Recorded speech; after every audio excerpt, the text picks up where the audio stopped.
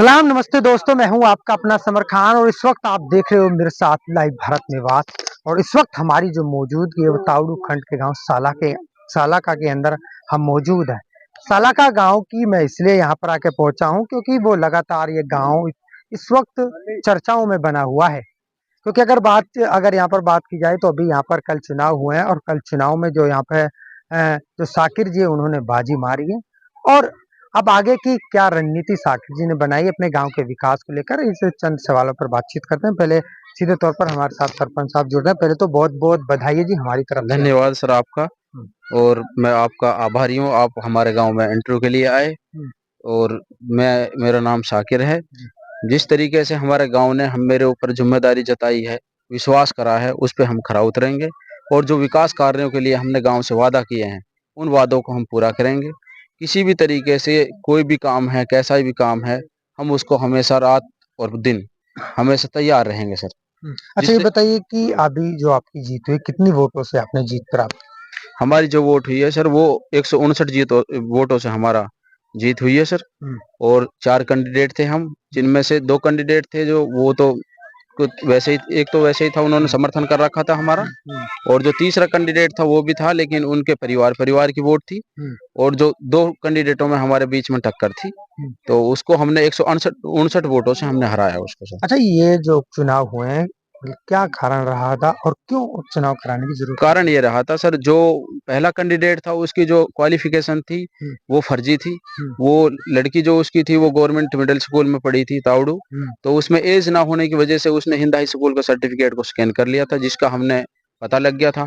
RTI के माध्यम से हमने उनकी रिपोर्टें ली। उनको जो रिपोर्ट होने के बाद में एसडीएम साहब ने उसकी तफ्तीश करी, जिसमें वो फर्जी पाया गया और उसको हटा दिया पद से सर। अच्छा, ये बताइए कि आपसे पहले भी आप यहाँ से चुनाव लड़ चुके हो, आपसे पहले सरपंच रह चुके हो इस गांव के? नहीं, मैं पहली बार इलेक्शन लड़ा था पिछली बार। हम्म, उस टाइम हम हार गए थे 21 हम्म, वोटों से। हम्म, उसके बाद में फिर ये कार्रवाई करी, कार्रवाई होने के बाद में फिर दोबारा ये इलेक्शन हुआ, हम्म। जिसमें हमने जीत हासिल करी। अभी अभी आपने कार्यभार संभाला है सरपंच का, सबसे पहले गांव में आप डोलते थे, घूमते थे। जी।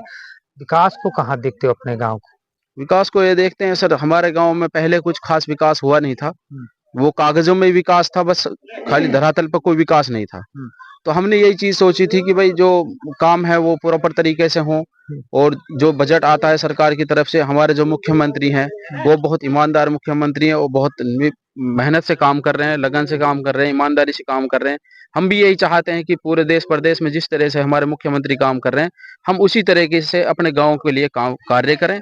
और सभी को हम अपने साथ लेके चलें, चाहे किसी ने वोट दिया है चाहे नहीं दिया है। क्योंकि देखो, एक बार बनने के बाद में जो पद, जो गांव जिसको चुन देता है और जो बन जाता है, तो उसको सभी के साथ में पूरी तरीके से ईमानदारी से और बिना पक्ष के काम करना चाहिए सर। अच्छा, ये बताइए कि जनता है वो आरोप लगाती है, जी चाहे वो सरपंच की बात करें या फिर विधायक की बात करें जी या जी फिर कोई भी बड़ा नेता है, जी आरोप लगाती है कि चुनाव के वक्त, जी वोटों के वक्त बड़ी बड़ी बातें की जाती जी है और बड़े बड़े वादे किए जाते जी हैं, जी लेकिन कुर्सी मिलने के बाद, पावर मिलने के बाद वादों को और जनता को भूल जाते हैं। जी ऐसे में आपके ऊपर इस गांव की जनता ने विश्वास जताया और आपको अपना प्रतिनिधि चुना है। जी। आप कहाँ देखते हो अपने आप को और जनता के विश्वास को किस तरीके से कायम रखते इस बीच में सर, जैसे हम हार गए थे, हो? तो हारने के बाद में हमने जनता के काफी काम करे। हम्म, उसके बाद में जब 1 साल के लिए जो मेंबरों में जो सरपंच बना जाता है, कार्यवाहक सरपंच बना जाता है, हम्म, उसकी जो बागडोर थी उसमें कुछ जिम्मेदारियां हमने निभाई। हम्म, बाकी वो पंच जो थी वो सरपंच थी। हम्म, उसके साथ साथ उसका हाथ बटाया और हमने जो काफी काम करवाया, गांव के रास्ते भी बनवाए हमने, हम्म, समरसीबल भी लगवाए हमने। हम्म। और काफी काम करे हमने, ऐसी कोई बात नहीं रही। और दूसरी बात यह है, हमने जो वादे करे हम उनको निभाएंगे सर।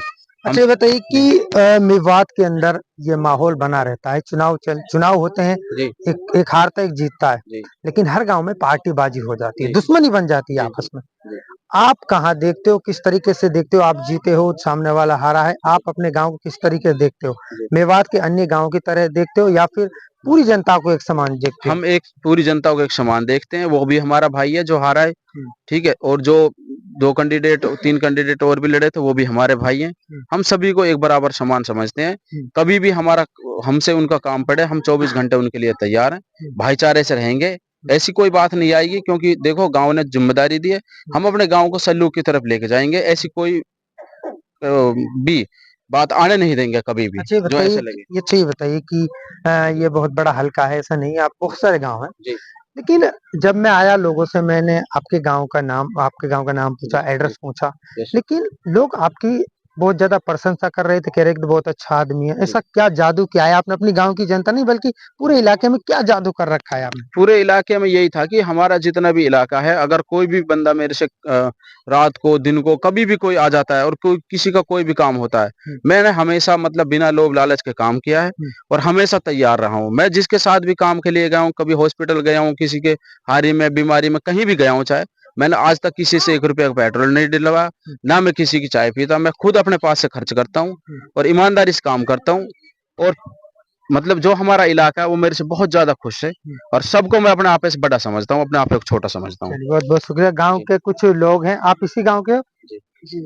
अच्छा जी, अच्छा ये माहौल सारा नॉर्मल था, कोई ऐसी बात नहीं थी। बस ये थोड़ा बहुत डिस्प्यूट तो होता ही है, जब टू पार्टी हो जाती है तो पोजीशन बनता ही बनता है।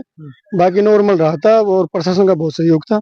अच्छा ये पूरी बताइए प्रशासन कि की अच्छा ये बताइए जिस प्रतिनिधि को आपने चुना है, आप उसके सामने डर तो नहीं रहे हो? नहीं अच्छा सर, खुल के बताइए कि कैसा इंसान है, ऐसा नहीं उसके सामने खड़े हो आप डर रहे हो? यंग बंदा है, वेल एजुकेटेड है और सारी बातों को भली बात समझता है, सामाजिक तौर पे अच्छा बंदा है। हम्म। हर बंदे को, बुजुर्ग को, बड़े को, मतलब नौजवान को साथ ले चलता अच्छा ये बताइए कि जब आप यहाँ पर आते हो इनसे इनसे मिलने के लिए या फिर कोई काम कराने के लिए, तो कैसा व्यवहार है, किस तरीके से बातचीत करते है। हैं? अच्छा व्यवहार है जी, बहुत अच्छा व्यवहार है।